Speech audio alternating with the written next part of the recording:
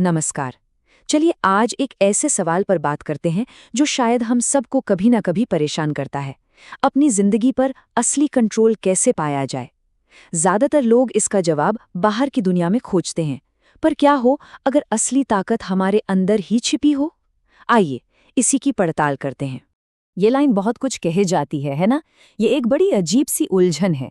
हम सोचते हैं कि ज्यादा प्लानिंग और मेहनत करने से जिंदगी शांत हो जाएगी, पर अक्सर होता इसका ठीक उल्टा है, तनाव और थकान। तो सवाल ये है कि अगर ये तरीका काम नहीं करता, तो फिर करता क्या है? यहाँ पर कंट्रोल पाने के दो बिल्कुल अलग रास्ते दिखाए गए हैं। एक है बाहरी कंट्रोल, जो बहुत शोरगुल वाला, तनाव से भरा और थका देने वाला होता है। समझिए ऐसा है कि हम लगातार बाहर की चीजों को ठीक करने में ही लगे हुए हैं। और दूसरा है आंतरिक कंट्रोल, जो शांत है, स्थिर है और टिकाऊ है। ये अंदर से आता है। तो हमारी जिंदगी में ये जो उथल-पुथल है, ये आती कहाँ से है? हम अक्सर घटनाओं या दूसरे लोगों को दोष दे देते हैं। पर क्या असली समस्या बाहरी दुनिया है या ये कि हमारा मन उस पर कैसे रिएक्ट करता है? सच तो ये है कि असली गड़बड़ बाहर नहीं, हमारे अंदर ही शुरू होती है। जरा सोचिए, क्या कोई इमारत एक कमजोर नींव पर टिक सकती है? कभी नहीं। ठीक वैसे ही जब हम अपनी जिंदगी को अपनी कच्ची भावनाओं और बिना सोचे समझे की गई प्रतिक्रियाओं की नींव पर बनाने की कोशिश करते हैं, तो वो हमेशा डामाडोल ही रहेगी, चाहे हम बाहर से कितनी भी प्लानिंग क्यों ना कर लें। तो फिर इस चक्र को तोड़ने का पहला और सबसे जरूरी कदम क्या है? वो है जागरूकता। यही वो नींव है जिस पर आत्मनियंत्रण की पूरी इमारत खड़ी होती है। इसके बिना कोई भी बदलाव टिक नहीं सकता। जागरूकता बस उस पल को पकड़ने की कला है। मतलब कोई भी भावना या ख्याल जब उठता है तो उसे बस देख लेना, उस पर एक्ट करने से ठीक पहले। ये एक बहुत छोटा सा गैप होता है, लेकिन असली बदलाव इसी गैप में छिपा है। देखिए, ये प्रक्रिया बहुत ही सरल है। पहले कोई घटना होती है, एक ट्रिगर।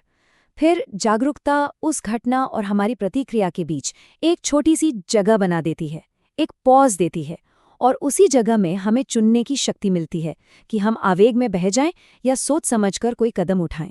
जब हम जागरूकता का अभ्यास करने लगते हैं तो हम असल में अपनी भीतरी दुनिया को साधना शुरू कर देते हैं। हम सिर्फ रिएक्ट करने के बजाय इरादे से जीने लगते हैं। तो वे कौन से मुख्य क्षेत्र हैं जिन पर हमें काम करने की जरूरत है? हमारी भीतरी दुनिया के ये 4 मुख्य स्तंभ हैं: हमारे विचार, हमारी भावनाएं, हमारा अनुशासन और हमारा ध्यान या फोकस। जब हम इन चारों पर महारत हासिल कर लेते हैं, तभी हम बाहरी दुनिया की चुनौतियों का सामना मजबूती से कर सकते हैं। ये लाइन ना बहुत गहरी है। हम अक्सर अपने हर विचार को सच मान बैठते हैं। अगर मन में ख्याल आया कि मैं ये नहीं कर सकता, तो हम उसे अपनी सच्चाई बना लेते हैं। लेकिन क्या हो अगर हम इन विचारों को सिर्फ मन में आने जाने वाली घटनाओं की तरह देखें, बस बादलों की तरह? तब उनकी पकड़ हम पर अपने आप कमजोर हो जाती है। इमोशनल कंट्रोल को लेकर एक बहुत बड़ी गलतफहमी है। इसका मतलब अपनी भावनाओं को दबाना बिल्कुल नहीं है। इसका असली मतलब है किसी भी भावना को पूरी तरह महसूस करना, लेकिन उसे अपने ऊपर हावी नहीं होने देना। गुस्सा महसूस किया जा सकता है, पर गुस्से में चिल्लाना जरूरी नहीं। प्रेरणा और अनुशासन में एक बुनियादी फर्क है। प्रेरणा या मोटिवेशन एक भावना की तरह है जो आती जाती रहती है। हम उस पर पूरी तरह निर्भर नहीं हो सकते। लेकिन अनुशासन एक चुनाव है, एक कमिटमेंट। ये तब भी हमारे साथ रहता है जब प्रेरणा का जोश खत्म हो जाता है। इसीलिए असली आत्मविश्वास अनुशासन से ही आता है। अब हम एक ऐसे सिद्धांत पर आते हैं जो असल में हमें आज़ाद करता है, वैराग्य यानी डिटैचमेंट।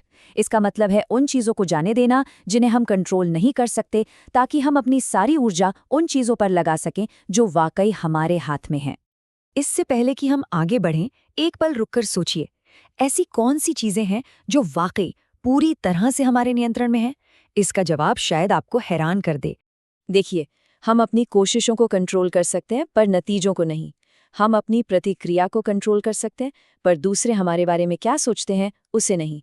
हम अपना ध्यान कहाँ लगाना है, ये तय कर सकते हैं, पर चीजें कब होंगी, ये हमारे हाथ में नहीं। इस फर्क को समझना ही अपनी एनर्जी बचाने की चाबी है। एक बात साफ करना यहाँ बहुत जरूरी है। वैराग्य का मतलब उदासीनता या किसी चीज की परवाह न करना नहीं है। इसका मतलब है चीजों को साफ साफ देखना जैसी वे हैं, हम अपनी पूरी मेहनत करते हैं, लेकिन अपनी खुशी या शांति को नतीजों से नहीं जोड़ते। यह एक बहुत ही समझदारी भरा नजरिया है। जब ये सारे सिद्धांत हमारी जिंदगी का हिस्सा बन जाते हैं, तो क्या होता है? तब ये सिर्फ एक अभ्यास नहीं रह जाता, बल्कि हमारी जीवन शैली बन जाता है। तो एक नियंत्रित जीवन असल में दिखता कैसा है? देखिए, एक नियंत्रित जीवन का मतलब ये बिल्कुल नहीं है कि सब कुछ हमारी योजना के अनुसार ही होगा। जीवन हमेशा अप्रत्याशित रहेगा, लेकिन इसका मतलब यह है कि अब हम किसी भी स्थिति का सामना करने के लिए तैयार हैं। जीवन अब हमें डराता नहीं, क्योंकि हमें पता है कि हम इसे संभाल सकते हैं। और अंत में ये विचार सबसे ज्यादा मायने रखता है। असली नियंत्रण बाहरी परिस्थितियों को झुकाने में नहीं, बल्कि अपने अंदर इतना आत्मविश्वास पैदा करने में है कि हम जानते हैं चाहे जो भी हो हम स्थिर रहेंगे। यही असली शक्ति है और यही सच्ची आज़ादी है।